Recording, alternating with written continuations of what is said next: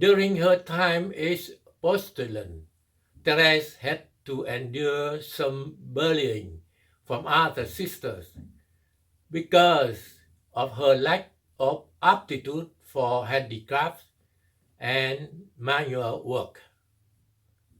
Sister Saint Vincent de Paul, the finest embroideress in the community, made her feel a word and even call her the big nanny goat.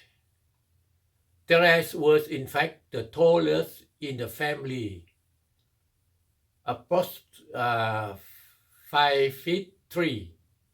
During her last visit to Trouville at the end of June 1887, Therese was called, with her long blonde hair, the tall English girl. Like all religious, she discovered the ups and downs relate to differences in temperament, character, problems of sensitivity, or infirmities. After 9 years, she wrote plenty. The lack of judgment, education, the touchiness of some characters, all these things do not make life very pleasant. I know very well that these moral weaknesses are chronic, that there is no hope of cure. But the greatest suffering came from outside Carmel. On June 23, 1888, Louis Martin disappeared from his home and was found days later in the post office in Le Havre. The incident marked the onset of her father's steep physical and mental decline. The end of Therese's time as a postulant arrived on January 10, 1889, with her taking of the habit. From that time, she wore a rough homespun and brown scapular, white wimple and veil, leather belt with rosary, woolen stocking, rope sandals. In her letter from this period of her novitiate, Therese returned over and over to the theme of littleness, referring to herself as a grain of sand, an image she borrowed from Pauline. The remainder of her life would be defined by retreat and subtraction. She absorbed the work of John the Cross, spiritual reading uncommon at that time, especially for such a young nun. Oh, what insight I have gained from the works of our Holy Father, Saint John the Cross. When I was 17 and 18, I had no other spiritual nourishment. She felt a kinship with this classic writer of the Carmelite order, though nothing seemed to have drawn her to the writing of Teresa of Avila. And with the enthusiasm she read these works, passages from these writings are woven into everything she herself said and wrote.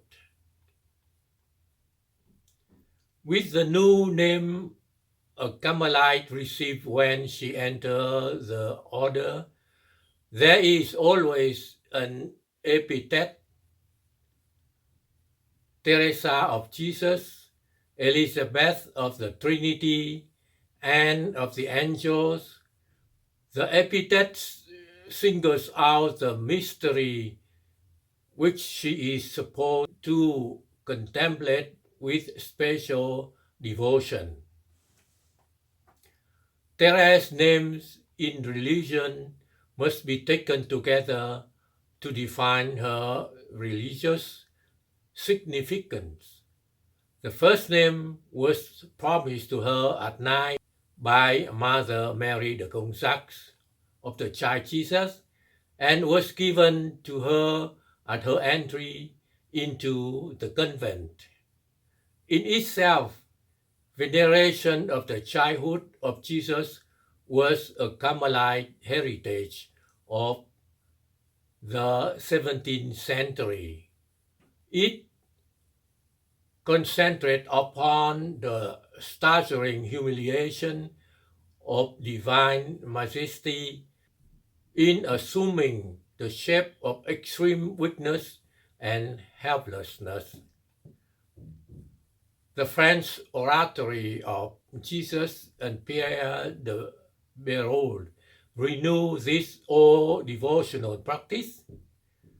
Yet, when she received the veil, Therese herself asked Mother Mary de Gonzague to confer upon her the second name of the Holy Faith. During the course of her novitiate, contemplation of the Holy Faith had nourished her inner life. The Holy Face is an image representing the disfigured face of Jesus during his passion.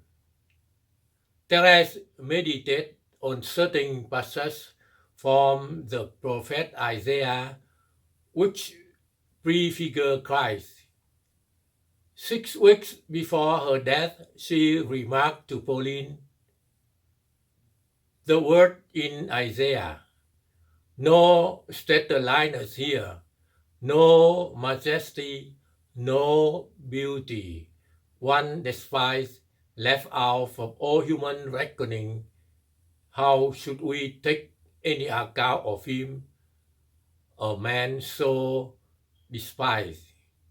These words were the basis of my whole worship of the Holy Face.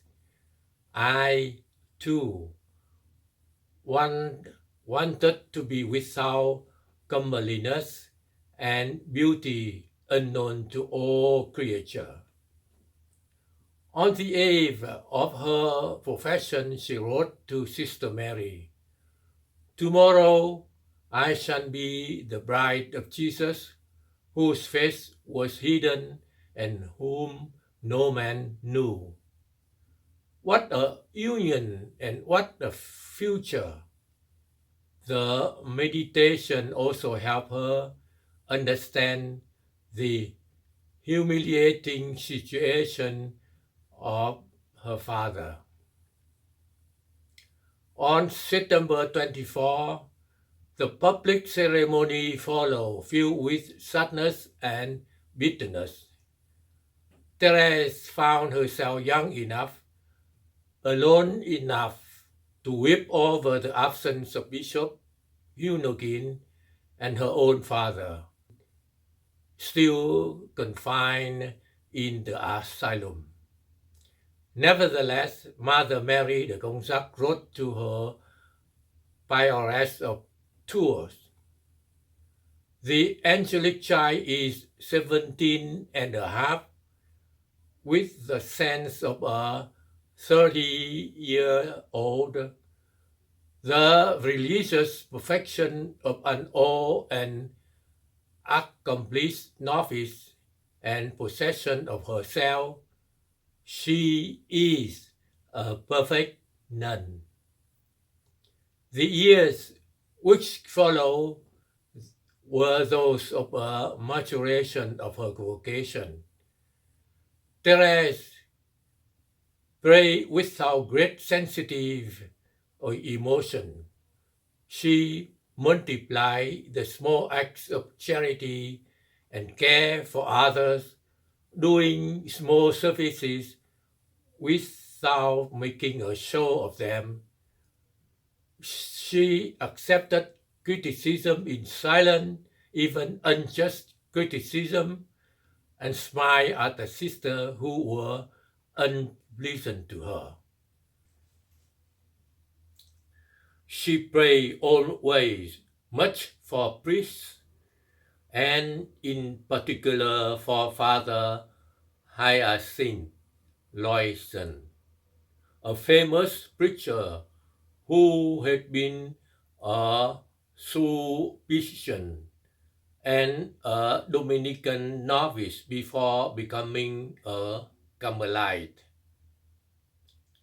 and provincial of his order, but who had left the Catholic Church in 1869. 3 years later, he married a young widow, a Protestant, with whom he had a son. After major excommunication had been pronounced against him, he continued to travel around France giving lectures, while clerical papers called Loyson a renegade monk. Therese prayed for her brother. She offered her last communion on August 19, 1897 for Father Hyacinth. On February 20, 1893, Pauline was elected prioress of Carmel and became Mother Agnes. Pauline appointed the former prioress novice mistress and made Therese her assistant. The work of guiding the novices would fall primarily to Therese. Over the next few years, she revealed a talent for clarifying doctrine to those who had not received as much education as she. A kaleidoscope whose 3 mirrors transform scraps of color paper into beautiful design, provided an inspired illustration for the Holy Trinity. As long as our action, even the smallest, do not fall away from the focus of divine love, the Holy Trinity, symbolized by the 3 mirrors, allows them to reflect wonderful beauty. Jesus, who regards us through the literal lens, that is to say, through himself, always see beauty in everything we do. But if we left the focus of inexpressible love, what would he see? Bits of dirty, worthless actions. Another cherished image was that of the newly invented elevator, a vehicle Therese used many times over to describe God's grace. A fox that lifts up to heights we can reach on our own. Her sister Celine's memoir is filled with numerous examples of the teacher Therese. Celine wrote, "Oh, when I think how much I have to acquire. Therese, rather, how much you have to love. Jesus himself will fill your soul with treasures in the same measure that you Move your imperfection out of the way. And Celine recall a story Therese told about egoism. The 28-month-old Therese visited the Le Mans and was given a basket filled with candies, at the top of which were 2 sugar rings. Oh, how wonderful! There is a sugar ring for Celine too. On her way to the station, however, the basket overturned, and one of the sugar rings disappeared. Ah, I no longer have any sugar ring for poor Celine. Reminding Celine of the incident, Therese observed, "See how deeply rooted in us is this self-love. Why was it your Celine's sugar ring and not mine that was lost?" Martha of Jesus, a novice who spent her childhood in a series of orphanages and who was described by all as emotionally unbalanced with a violent temper, gave witness during the beatification process of the unusual dedication and presence of her young teacher. Therese deliberately sought out the company of those nuns whose temperament she found hardest to bear. What merit was there is acting charitably toward people whom one loved naturally?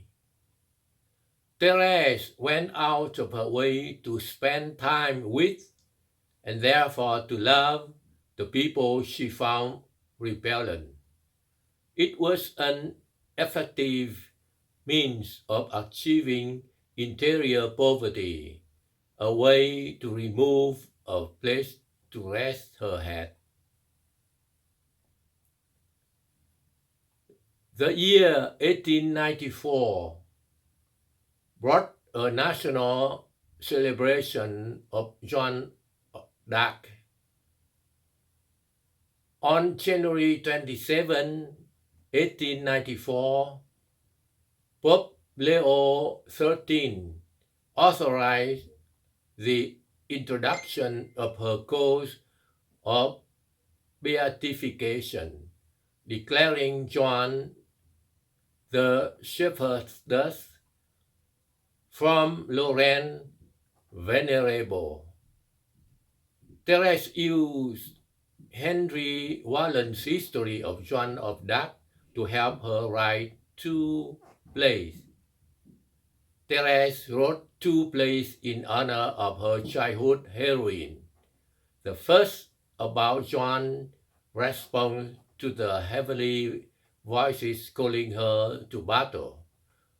The second, about her resulting martyrdom.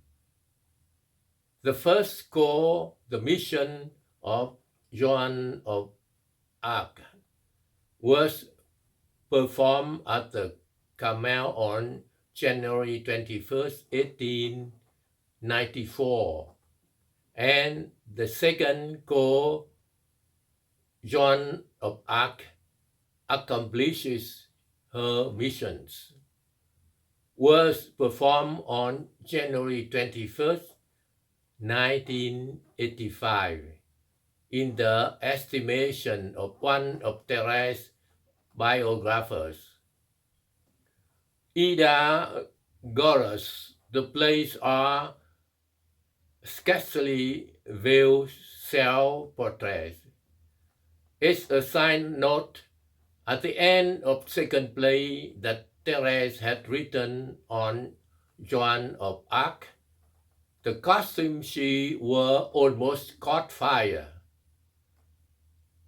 The alcohol stoves used to represent the stake of ruin set fire to the screen behind which Therese stood.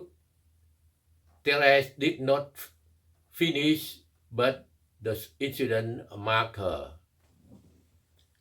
The theme of fire would assume an increasingly great place in her writing. On July 29, 1894, Louis Martin died. Sick, he had been cared for by Céline. Following his death, and supported by Therese's letters and the advice of her other sisters, Céline entered the Lisieux convent on September 14, 1894. With Mother Agnes' permission, she brought her camera and developing materials to Carmel. Céline took many photographs of Therese, even when the images are poorly reproduced, her eyes arrest us.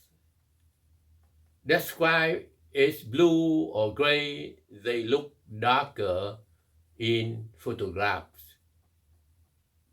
Céline's picture of her sister contribute to the extraordinary code of personality that formed in the years after Therese's death. Therese entered the Carmel of Lisieux with the determination to become a saint. But by the end of 1894, 6 full calendar years as a Carmelite made her realize how small and insignificant she was. She saw the limitation of all her efforts. She remained small and very far off from the unfailing love that she would wish to practice. She understood then that it was on this very littleness that she must learn to ask God's help. Along with her camera, Céline had brought notebooks with her, passages from the Old Testament, which Therese did not have in Carmel. The Louvain Bible, the translation authorized for French Catholics, did not include an Old Testament. In the notebooks, Therese found a passage from Proverbs that struck her with particular force. If anyone is very little one, let him come to me. And from the book of Isaiah, she was profoundly struck by another passage. As a mother caresses her child, so I shall console you. I shall carry you at my breast, and I shall swing you on my knees. She concluded that Jesus would carry her to the summit of sanctity.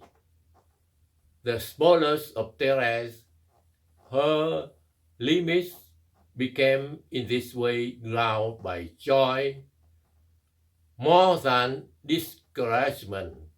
It is only in manuscripts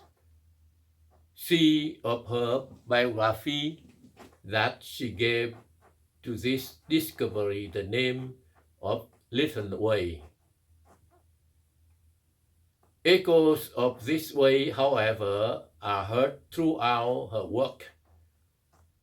From February 1895, she would regularly sign her letters by adding the words "very little" in front of her name. On June 9, 1895, during a Mass celebrating the Feast of Holy Trinity, Therese had a sudden inspiration that she must offer herself as a sacrificial victim to merciful love. In her cell, she drew up an act of oblation for herself and for Celine, and on June 11, the two of them kneeled before the miraculous Virgin, and Therese read the documents she had written and signed. In the evening of this life, I shall appear before you with empty hand, for I do not ask you, Lord, to count my works. According to biographer Ida Gordes, the document echo the happiness she had felt when Father Alexis Brew, the Franciscan preacher, had assured her that her fault did not cause God sorrow. In the oblation, she wrote, "If through weakness I should change to fall, may a glance from your eye straightway cleanse my soul and consume all my imperfection as fire transform all things into itself." Therese's final years were marked by a steady decline that she bore resolutely and without complaint. Tuberculosis was the key element of Therese's final suffering, but she saw that as part of her spiritual journey. After observing a rigorous Lenten fast in 1896, she went to bed on the eve of Good Friday and felt a joyous sensation. She wrote, "Oh, how sweet this memory really is. I had scarcely laid my head upon the pillow when I felt something like a bubbling stream mounting to my lips. I didn't know what it was. The next morning she found blood on her handkerchief and understood her fate. Coughing up of blood meant tuberculosis, meant death." She wrote, "I thought immediately of the joyful thing that I had to learn. So I went over the window. I was able to see that I was not mistaken. Ah, my soul was filled with great consolation. I was interiorly persuaded that Jesus, on the anniversary of his own death, wanted to have me hear his first call." As a result of tuberculosis, Therese suffered terribly.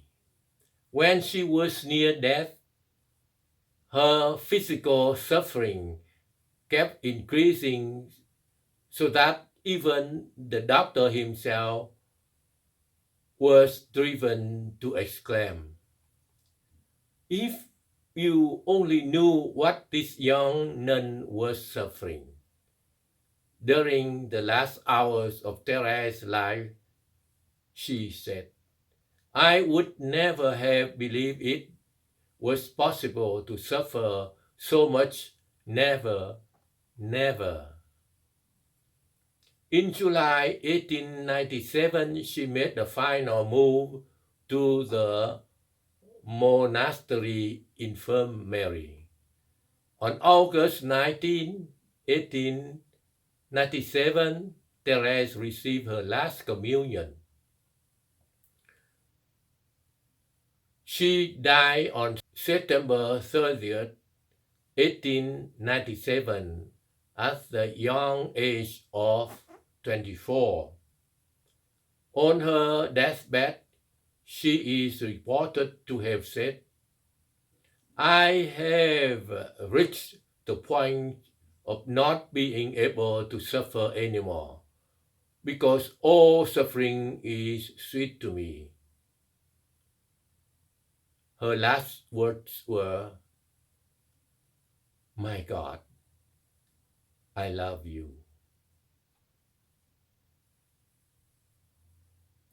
Therese was buried on October 4th, 1897, in the Carmelite plot in the municipal cemetery at Lisieux, where Louis and Zélie had been buried. In March 1923, however, before she was beatified, her body was returned to Carmel of Lisieux, where it remains.